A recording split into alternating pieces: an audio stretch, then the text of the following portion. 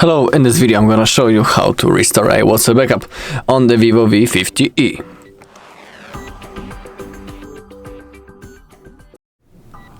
Okay, so let's begin. I just downloaded the WhatsApp to show you the whole process, so simply open up your app. In here, select your language that you are interested in, then click on that green button to move forward, then click on agree and continue, click on allow to send the notifications, and now in here we need to type our phone number, so that is what I'm going to do now. Simply type your phone number, then click on next. Now we need to wait a little bit.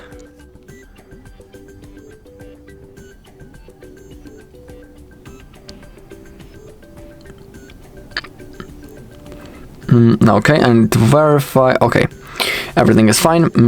Once you have verified, you will have something like that. Simply click on allow, allow, and allow all.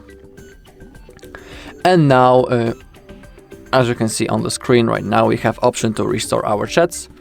We can see below when was the last backup made, also its size and the account on which we made that backup.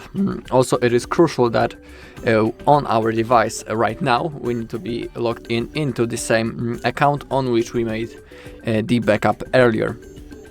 Otherwise, we won't be able to restore our chats. So in the settings of the device, you need to be logged into the same account on which you made the backup. And also, if you don't restore your chats right now, you may not be able to restore it later, so I suggest you should do it right now. And to move forward, simply click on that green button, restore. Now the process will start. Okay, 17 messages restored. Your media will restore in the background. Now click on next. In here, under the profile info, simply type your name.